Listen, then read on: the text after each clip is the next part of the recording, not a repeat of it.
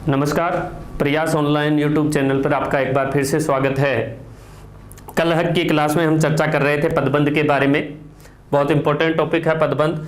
पदबंध की परिभाषा हमने सीखी, पदबंध के रूप देखे कि भाई पदबंध कैसे वाक्य से छाटा जाता है, पदबंध के हमने भेद पढ़े और पदबंध के घटक पढ़े। सबसे पहली बात हम करें तो पदबंध की चर्चा करें तो पदबंध किसे कहते हैं?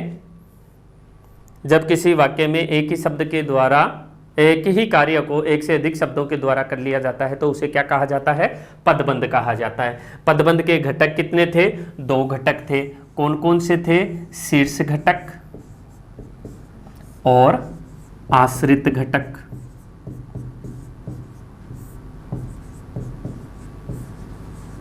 ठीक है। इसके बाद हमने चर्चा करी थी भेद। तो भेद कितने थे इसके? 5 भेद थे। संज्ञा, सर्वनाम, विशेषण,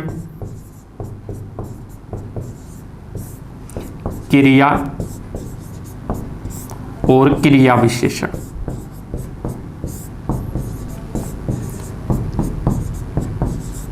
ठीक है जी। संज्ञा पदबंध, सर्वनाम पदबंध, विशेषण पदबंध, क्रिया पदबंध और क्रिया विशेषण पदबंध, यहां तक कि अपन ने कल क्लास कर ली थी। अब देखो, सबसे पहला प्रश्न परिभाषा से, दूसरा प्रश्न घटक से, दूसरे प्रश्न का विस्तार करें तो किसी भी वाक्य में आपसे पूछ सकते हैं कि इस वाक्य में प्रयुक्त पदबंध के शीर्ष घटक का चयन कीजिए या आश्रित घटक का चयन कीजिए। यहां तक अपन ने कल बात कर ली थी। अब आपको कोई वाक्य दे दिया जाएगा XYZ और उस वाक्य में पूछ लिया जाएगा कि इस वाक्य में कौन सा पदबंध है? संज्ञा पदबंध, सर्वनाम, विशेषण, क्रिया, चारों ऑप्शन आ गए। अब उनमें से अपने को छांटना है कि कौन सा पदबंध है, कौन सा नहीं है। प्रश्न की प्रकृति यही रहेगी। ठीक है। अब देखें अपन संज्ञा पदबंध कहां से होता है, सर्वनाम पदबंध कहां से होता है, विशेषण पदबंध कहां से होता है। पहले इन 3 की चर्चा कर लें। जैसे अपन ने कल एक वाक्य लिखा था, एक ही वाक्य में समझा दूंगा सारी चीज। जैसे दशरथ के पुत्र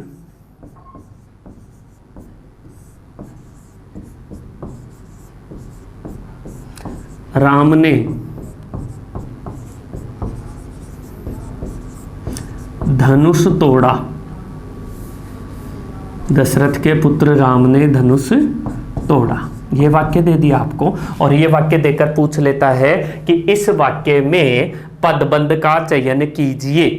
ओके, तो पदबंध का चयन कीजिए। ऑप्शन के आधार पर चयन करेंगे। अगर पदबंध वाक्य के पदबंध का रूप ही दे रहा है तो पदबंध पूरा का पूरा ये हो गया। ठीक है। अगर पदबंध का शीर्ष घटक पूछता है तो देखो, सबसे पहले आपको पहचान करनी है क्या कि वाक्य में सबसे पहले पदबंध की पहचान करो कि पदबंध है या नहीं है। तो अपन ने पूरे वाक्य को देखा है। ये जरूरी नहीं है वाक्य में एक ही पदबंध हो, एक से ज्यादा पदबंध भी हो सकते हैं। ठीक है। एक से ज्यादा पदबंध की कंडीशन में फिर आपको अंडरलाइन करके दे दिया जाएगा कि इसमें रेखांकित पद में कौन सा पदबंध है। ठीक है। तो यहां पर सबसे पहला काम अपने को क्या करना है? पदबंध का चयन करना है। तो ये अपना हो गया पदबंध। पहला काम कर लोगे आराम से, बताया हुआ है। एक ही कार्य को करने वाले शब्द समूह पदबंध कहलाते हैं। तो ये पूरा का पूरा क्या हो गया? अपना पदबंध। दूसरा काम क्या करना है? फिर उसके शीर्ष घटक और आश्रित घटक का चयन करना है। शीर्ष घटक ये हो गया जी, आश्रित घटक ये हो गया। 2 काम कर लिए। स्टेप टू स्टेप चलोगे, बहुत आनंद आएगा। ठीक है। और बिल्कुल आसानी से प्रश्न सरल हो जाएगा। आश्रित घटक ये हो गया। ठीक है। 2 घटक हो गए अपने। अब प्रश्न यहां से पूछे शीर्ष घटक तो राम कर दो, आश्रित घटक पूछे तो दशरथ कर दो। अब अगला पूछा कि पदबंध कौन सा करें। अब ध्यान रखना, पदबंध अपन ने कौन कौन से पढ़े? 5 पदबंध पढ़े। उनमें पहले अपन 3 पदबंधों की चर्चा करेंगे। कौन कौन से? संज्ञा पदबंध, संज्ञा पदबंध, सर्वनाम पदबंध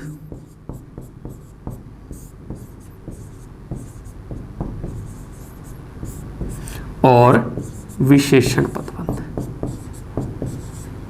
ये तीनों एक साथ चलेंगे। ओके, ठीक है जी। अब देखो, हमने इतना काम कर लिया। अब अगला पूछता है कि पदबंध कौन सा है। सबसे पहले अपन इनके बारे में जाने कि ये पदबंध होंगे कैसे। कोई भी पदबंध है, कोई भी वाक्य आ गया, अब एक ये जरूरी नहीं है यही वाक्य आए, कोई भी XYZ वाक्य आ गया, उसमें आपने एक काम किया कि इस पदबंध का चयन कर लिया, इसके शीर्ष घटक को हटा दिया, इसके आश्रित घटक को अलग अलग कर लिया। किसी भी पदबंध के शीर्ष घटक के रूप में, कोई भी पदबंध है उसके शीर्ष घटक के रूप में यदि कोई भी संज्ञा शब्द लिखा हुआ हो, जरूरी नहीं है व्यक्तिवाचक ही हो, जातिवाचक भी हो सकता है, कोई भी संज्ञा शब्द अगर लिखा हुआ हो शीर्ष घटक के रूप में होना चाहिए। अगर पदबंध के शीर्ष घटक के रूप में कोई संज्ञा शब्द लिखा हुआ है तो उस पूरे पदबंध को कौन सा पदबंध कहा जाएगा? संज्ञा पदबंध। तो यहां से लेकर यहां तक अगर हमसे पूछे तो कौन सा पदबंध हो गया जी? संज्ञा पदबंध हो गया। एक बार फिर से मैं बता दूं आपको, आप नोट करें, स्क्रीनशॉट लें तो उसके लिए भी ये बेटर रहेगा। ठीक है, जैसे संज्ञा पदबंध की चर्चा करें हम, एक नंबर पर आ गया अपना कौन सा? संज्ञा पदबंध।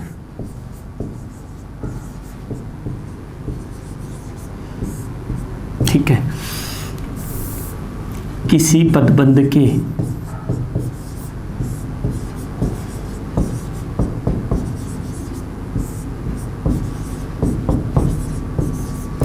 शीर्ष घटक के रूप में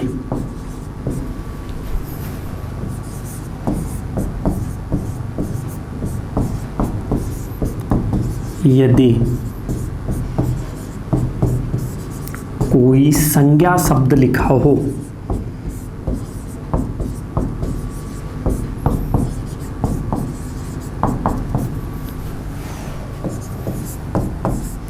तो उसे संज्ञा पदबंध कहा जाता है।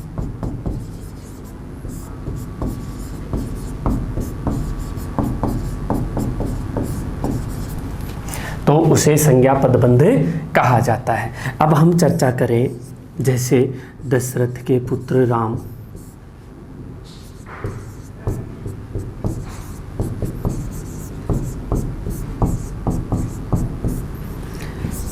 मेरा छोटा लड़का, ये पदबंध रूप ही लिख रहा हूं मैं, पूरा वाक्य नहीं लिख रहा। एक बार, मेरा छोटा लड़का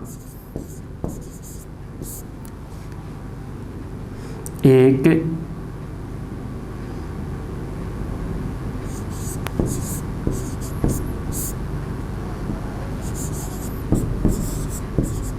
तेज दौड़ने वाला घोड़ा लंका का राजा रावण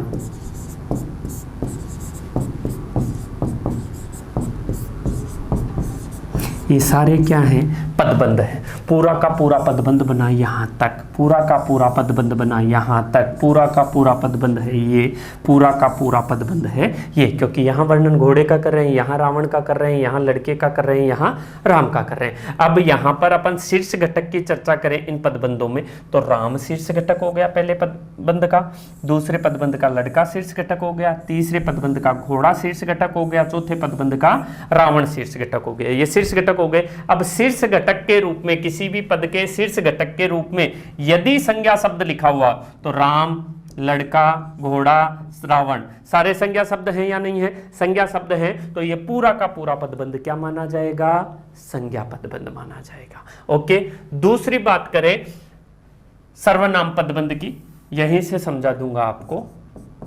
सर्वनाम, ठीक है, सर्वनाम पदबंध में क्या होगा? किसी पदबंध के शीर्ष घटक के रूप में यदि कोई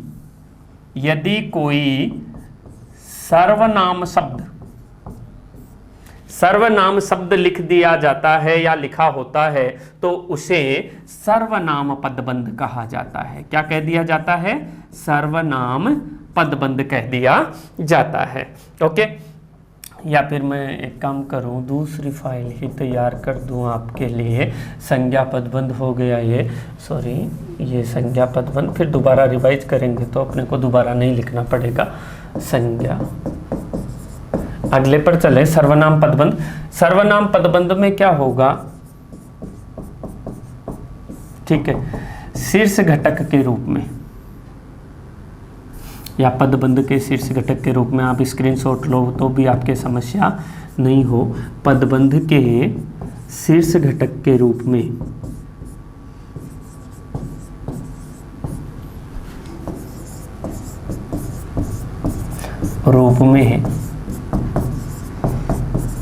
कोई सर्वनाम शब्द होने पर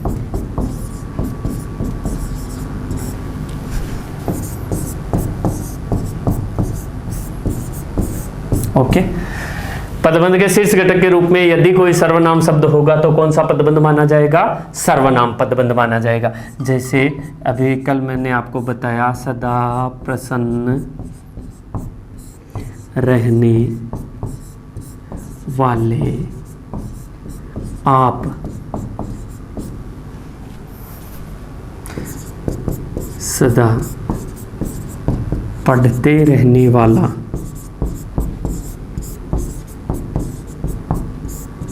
वह।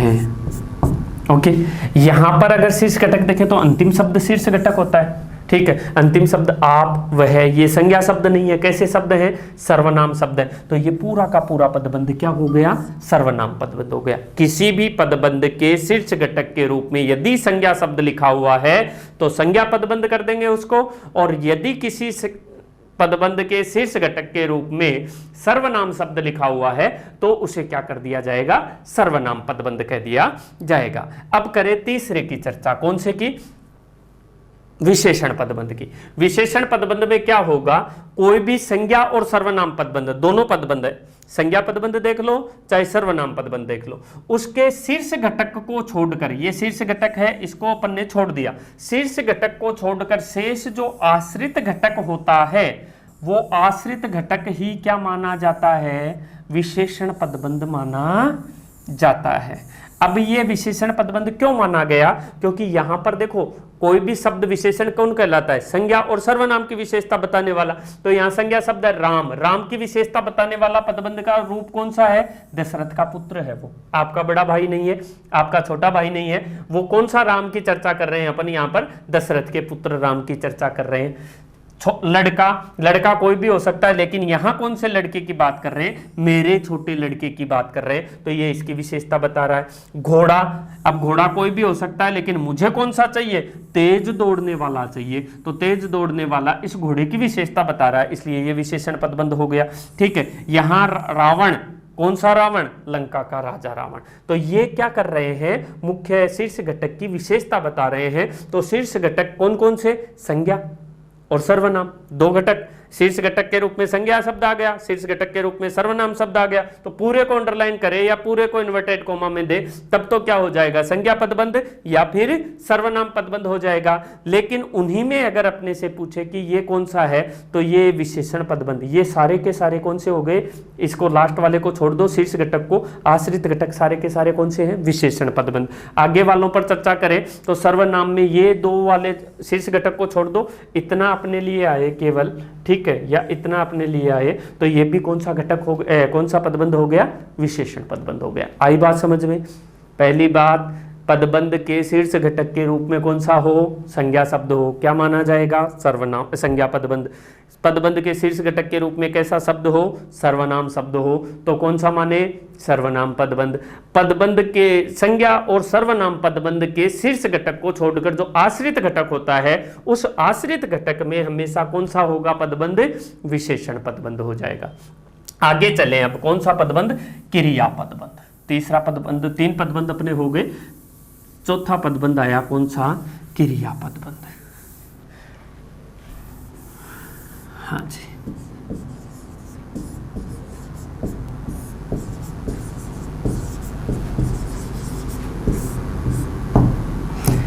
जब किसी वाक्य में, जब किसी वाक्य में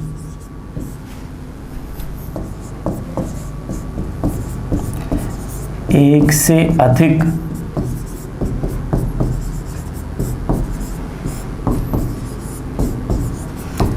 क्रिया शब्दों का प्रयोग किया जाता है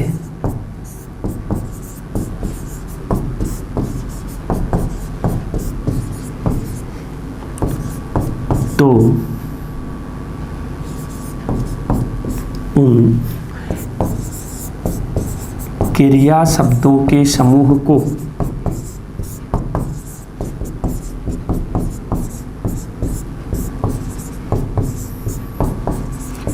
क्रिया पदबंध कहा जाता है। ओके, कोई भी वाक्य है अगर उसमें सामान्य क्रिया, देखो क्रिया जब हम पढ़े, ठीक है, तो क्रिया के रूप अगर देखें तो एक रूप होता है सामान्य क्रिया, एक रूप होता है संयुक्त क्रिया। सामान्य क्रिया में एक ही धातु से बनी क्रिया आती है और संयुक्त क्रिया में अलग अलग धातुओं से बनी एक से ज्यादा क्रियाएं प्रयुक्त होती हैं। तो संयुक्त क्रिया के रूप में अगर अपन इसे थोड़ा शॉर्ट में देखें या पीछे के कुछ टॉपिकों के आधार पर आप पढ़ना चाहो तो संयुक्त क्रिया जहां होती है वह वाक्य हमेशा क्रिया पदबंध वाला वाक्य माना जाता है। एक से ज्यादा क्रिया, जैसे मोहन जयपुर गया, ठीक है। अब मोहन जयपुर गया, इसमें तो क्रिया शब्द एक ही है, इसमें तो क्रिया शब्द एक ही है। लेकिन मैं कह दूं मोहन जयपुर जाकर आया है, अब यहां पर देखो जाना भी क्रिया है, आना भी क्रिया है, अलग अलग धातुओं से बनी हुई है। अब मूलतः तो एक से ज्यादा क्रियाएं हो गई। क्रिया का रूप देखें तो कर लगा हुआ है, तो पहले जाने वाली क्रिया समाप्त हो गई, पूर्वकालिक क्रिया हो गई। इसका मतलब संयुक्त क्रिया के साथ साथ क्या हो गई, पूर्वकालिक जो क्रिया है, पूर्वकालिक क्रिया वाले जो वाक्य होंगे उनमें भी क्रिया पदबंध माना जाएगा। एक से ज्यादा कोई भी वाक्य, एक ऐसा वाक्य जिसमें एक से ज्यादा क्रिया शब्द प्रयुक्त हो, उसी में क्या कर देना है, क्रिया पदबंध करना है। जैसे वह घूमने जा रहा है, घूमना, जाना, रहना, होना, ठीक है। वह टीवी देखने जा रही है, टीवी देखना, जाना, रहना। वह खेलने जा रहा है, कूदने जा रहा है, नहाने जा रहा है। ये वाक्य में मतलब क्रियाएं एक से ज्यादा हो रही हैं, इसलिए ये एक से ज्यादा क्रिया वाले जितने भी वाक्य होंगे वहां पर उन क्रिया शब्दों में क्या हो जाएगा, क्रिया पदबंध हो जाएगा। आई बात समझ में। अब आगे चले, लास्ट है अपना पांचवा वर्गीकरण इसका, कौन सा, क्रिया विशेषण पदबंध।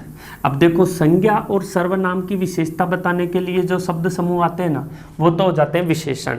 लेकिन कोई शब्द जब क्रिया से पहले प्रयुक्त होकर क्रिया की विशेषता को प्रकट करता है उसे ही क्या कहा जाता है, क्रिया विशेषण कह दिया जाता है। ऐसे शब्द जो क्रिया से ठीक पहले प्रयुक्त होकर क्रिया की विशेषता को प्रकट करते हैं क्या कहलाते हैं, क्रिया विशेषण कहलाते हैं। लेकिन क्रिया विशेषण पदबंध नहीं कहलाते। पदबंध तो कब कहलाएंगे, जब क्रिया विशेषण शब्दों के रूप में एक से अधिक शब्द लिखे हों, एक से अधिक शब्द लिखे हों,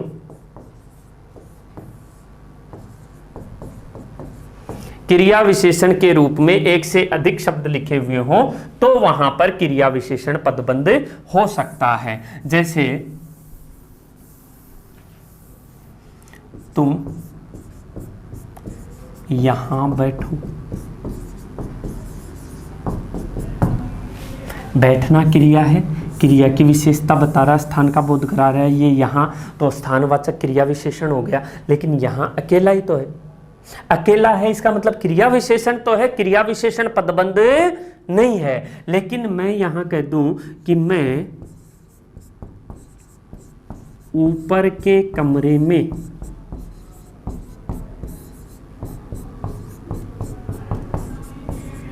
पढ़ता हूं, मैं ऊपर के कमरे में पढ़ता हूं, तो पढ़ना क्रिया का स्थान बताया, क्या, कमरा। और कमरा कौन सा है, ऊपर का कमरा। तो अब देखो स्थान बताने के लिए एक से ज्यादा शब्द आए या नहीं आए, इसमें क्रिया की विशेषता बता रहा है, क्रिया की विशेषता बताने के लिए एक से ज्यादा शब्दों का प्रयोग कर लिया, तो ये क्या हो जाएगा, क्रिया विशेषण पदबंध हो जाएगा।